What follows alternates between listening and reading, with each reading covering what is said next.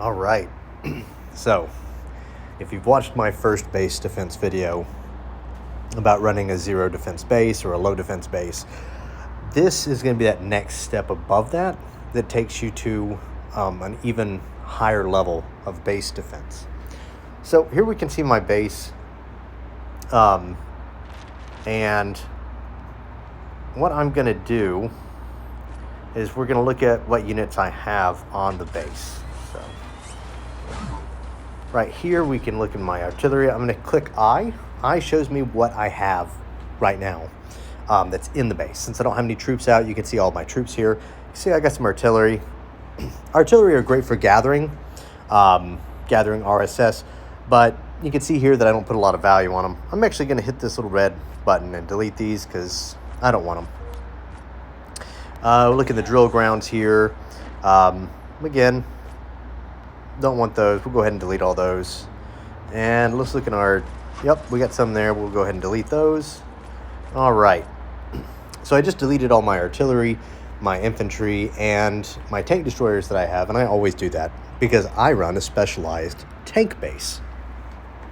I do that because my officers that are garrisoned here for my base defense are one Olivia, and the other one I run is Ada.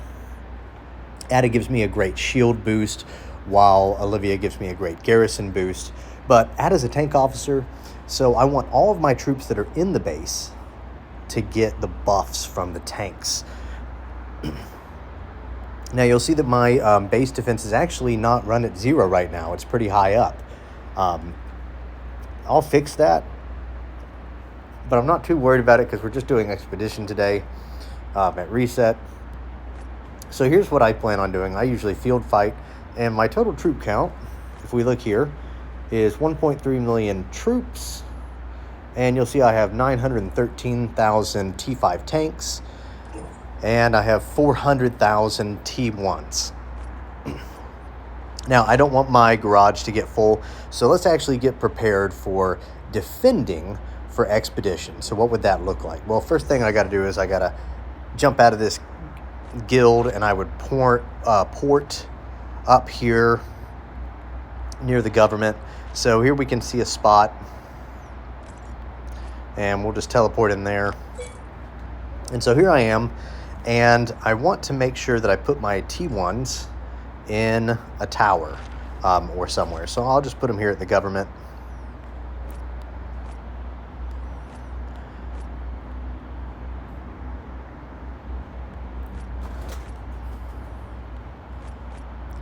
And we'll run some T.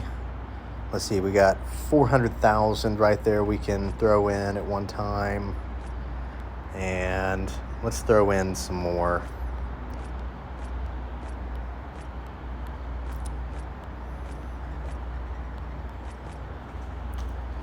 All right, there goes all my T1s. We'll garrison those so they're not on the base. Now, I could have garrisoned those in bases next to mine, which that's another option you have. I could put them in teammates' base, but I'm just putting them there for right now for this purpose. Normally, I'm going to run a 60% March expansion. So if I go here to my March expansions, let's go back here. There we go. You'll see I run some 60% March expansions. I have 38 right now. I always, when I'm fighting, I always run a 60% March expansion. I've got some other expansions too.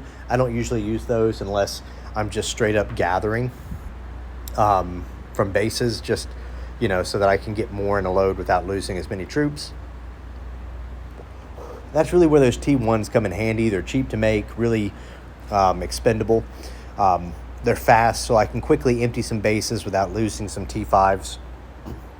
I've actually got one of these 60% expansions right now, and the March that I'm going to be running is 418,000 units. I'll run that with my Madison for right now, or let's do the Edwards. I'll run it with my Edwards. So I'm going to be field fighting with just this one troop. It's 418,000, so it's basically a mini Gorgon by itself. It still leaves my officers on base like I want. And let's look at how many I have left on the base. So on base, I have about 500,000 troops. They're all T5, and that's decent, but I want to beef that up. So let's actually swap accounts here. So character, I'm going to switch to my second character here in 168.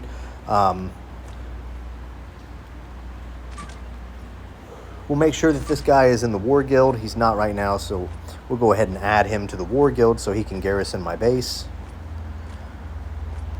And this is just a farm account.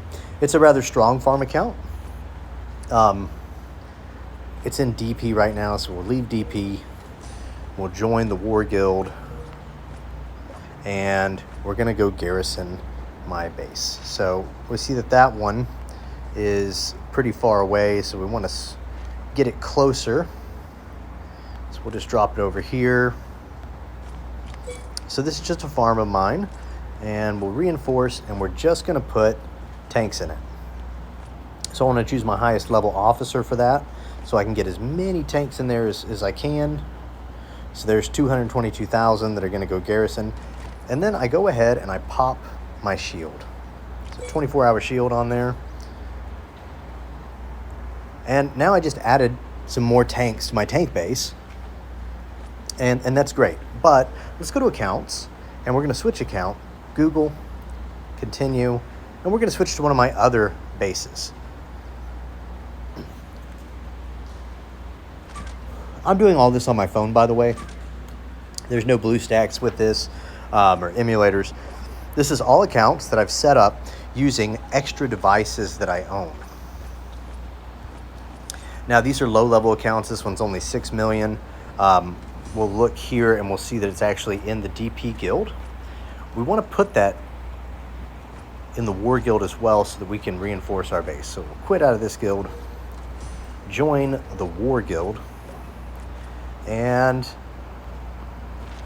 we should see a base here, and we'll reinforce that.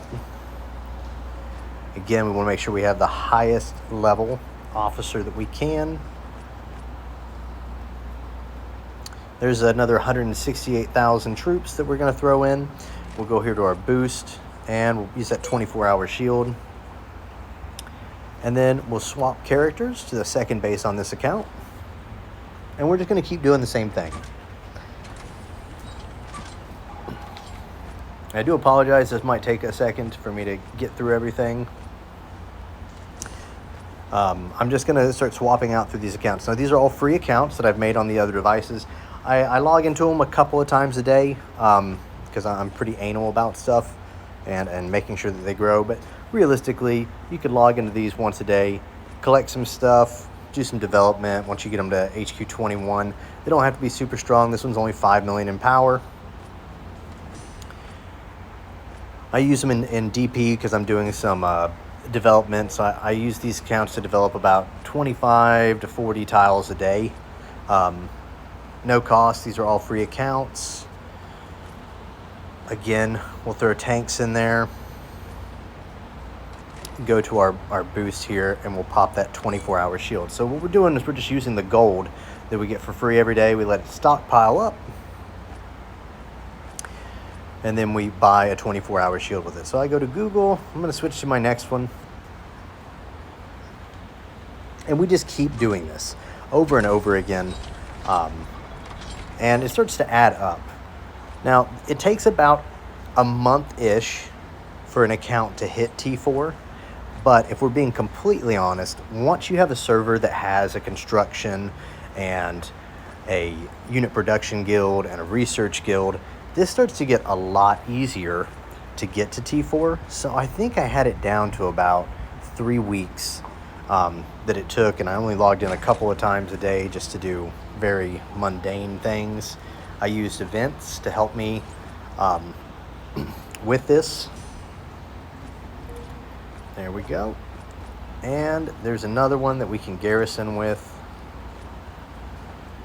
Make sure this is the highest level one we have. Might as well be. Another 179,000 of T4s in there. And again, these accounts are not strong, but over time, this amount adds up, as you can see. And so, you know, for one of them, It's my personal phone. One's an old phone. I've got a tablet. My wife, one of the accounts is hers. And if you want to know more about how to do that, you can always contact me. But just a little bit here at a time. Quit. Join the War Guild. And if you've already got them in your War Guild, you don't really have to worry about this. But if they're not in the War Guild, for development or whatever you're doing with them, then that's when you'd have them leave. All right, so, and of course, if I had more T4 tanks, I could put more in there the higher the officer level goes. I only work on a few officers. I'm just using the one, maxing these ones out for garrison. Go to here's another 24-hour shield. I pop that. And so now, if I were to go back to my main account, which this only takes like a few minutes to do. So we'll switch over here. We're on one of the farm accounts here. We'll switch over to the main account. And then let's look how we're set up. So I've got 500,000 troops on base. But also, I've got a garrison of just tanks. And that's 913,000 tanks. So I've basically got 1.5 million troops, but they're all tanks. So they're all going to get those tank boosts. They're all going to be as strong as my main officer. And I did all this for free. Now, if you're running a low base defense as well, this gives you a really strong garrison to start with when they hit. And then it would still port your base away if they beat it. And it's not going to fill your garage up. If I can run around the field as long as I'm smart about it. If we look at my garage capacity, it's 396,000. So even if they do a massive hit on it with, even with maxed rally officers, my other T1s, they're garrisoned right now because those are going to be my my resource collectors. I'm running one march out here that I repair, and if they come to rally my base, I don't even have to run. I can just jump into a base here. I can jump my way back to my original base, so I'm not taking heavy troop losses. I can throw them on there if I think that I'm going to beat the rally well. If I don't think I'm going to, I'm not taking any troop losses. They're taking troop losses, and they're going to get heavy damage from me. So hopefully this was helpful. This is a very easy, cheap thing to do. I haven't spent any money to make this happen. And I even have 2 more bases that I haven't even hardly started. They're not anywhere near T4 yet. I got one over here, you can see. And once those get to T4, then that's another 2 that can garrison my base, and that should put me that'll put me well into a full garrisoned base at all times, all tanks, and these are all cheap and relatively low level accounts. They're already all shielded for free, and this is how I do it every single time when I'm on the defense. If I'm going on offense, generally I'll move those shielded bases, the farms, out first, get shielded already, and make sure that they're ready to go ahead and fill my main base. And then I'll jump my main base out next to them, in the middle of them, already shielded. I'll garrison that base, and then I'll bring my main march out to attack. And I've already got a reinforced base myself. Consequently, this can be helpful later. If I wanted to run a rally on somebody, I can run right now about a 1.6 million rally just using these. I can fill it myself. It just takes a few minutes to swap through the accounts doing that. I can garrison a tower myself this way without taking super heavy troop losses. So it's a great thing to do. Even if you're a spender, this is one of the best things you can do to make yourself way stronger. The ability to rally somebody when no one's online or to run your own rally, it takes a lot of pressure off your team. I can counter rally by myself, and it took me about 3 weeks to get 4 bases up to T4. And every month it gets even stronger. The higher the HQ goes. They're not even all HQ 25 yet.